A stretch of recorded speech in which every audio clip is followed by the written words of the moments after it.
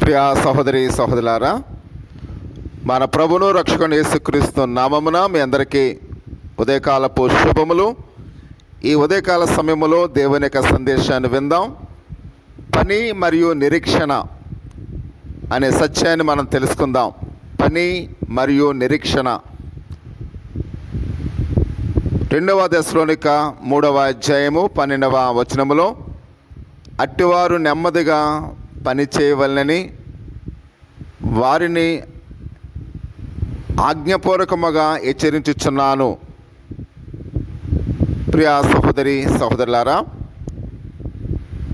మనలో పలువురు తమ జీవిత కాలంలో ఎన్నో రకాల ఉద్యోగాలు చేస్తూ ఉంటారు. కొన్ని ఉద్యోగాలు మనకు నచ్చుతాయి, మరికొన్నిటిని గురించి మనం మాట్లాడడానికి కూడా ఇష్టం ఉండదు. ప్రియ సహోదరి సహోదరులారా, ఒక ఆయన కళాశాలలోనూ గ్రాడ్యుయేషన్ స్కూల్లోనూ ఆయన విద్యాభ్యాసం చేస్తున్న సమయంలో అతడు అనేక రకాల పనులు చేసినట్లుగా చెప్తూ ఉన్నాడు.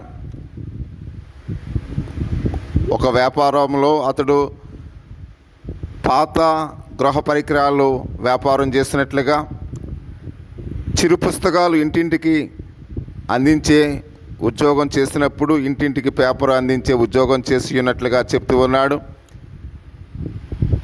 కొన్ని సందర్భాల్లో అతడు పాత్రలను కడిగే ఉద్యోగం కూడా చేసి ఉన్నట్లుగా, గృహ నిర్మాణము, వస్త్ర విక్రయము, అనేకమైన పనులు చేసి ఉన్నట్లుగా ఆ వ్యక్తి చెప్తూ ఉన్నాడు.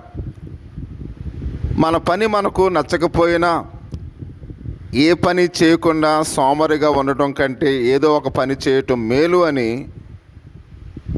పని మన జీవితానికి అర్థాన్ని, సంకల్పాన్ని ఇస్తుంది.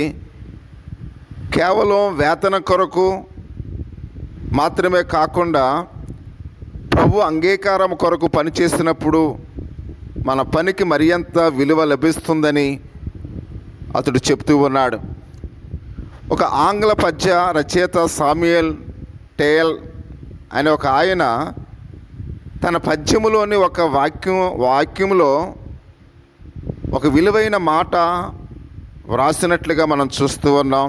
ఆ వాక్యములో పనికి విలువకు మధ్యనున్న సంబంధాన్ని తెలియపరుస్తూ ఉన్నాడు. నిరీక్షణ లేని పని జల్లిల్లో సమకూర్చుకునే తేనె వంటిది. ఏదో ఒక సంకల్పం లేని నిరీక్షణ జీవించలేదు అని అతడు రాసినట్లుగా మనం చూస్తూ ఉన్నాం.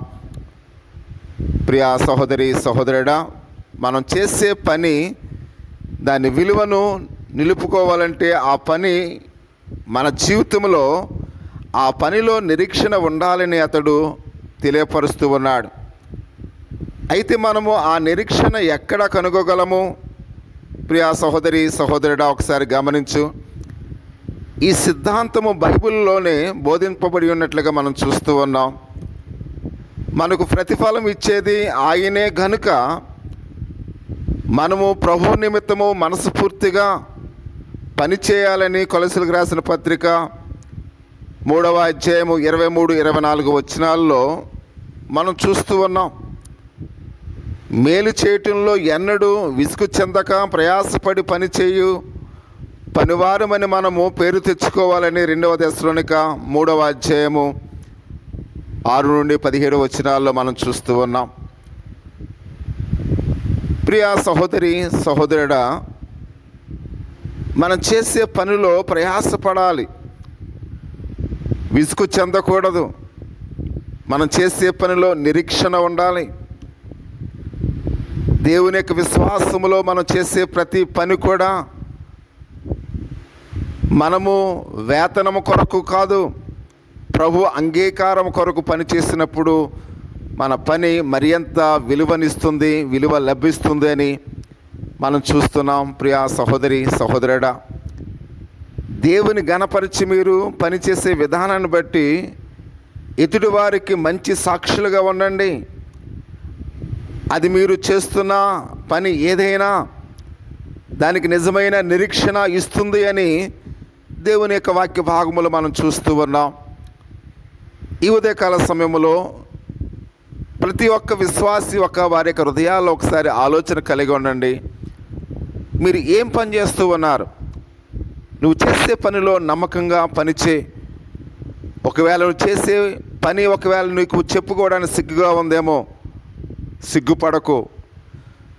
నువ్వు ఏ పని లేకుండా సోమరుగా ఇంటి దగ్గర ఉండేదానికన్నా నువ్వు పని చేస్తున్నప్పుడు ఆ పని దేవుని దృష్టిలో విలువైనదిగా ఉంటుంది. ప్రియా సహోదరి సహోదరుడా, ఆ పని దేవునికి అంగీకారంగా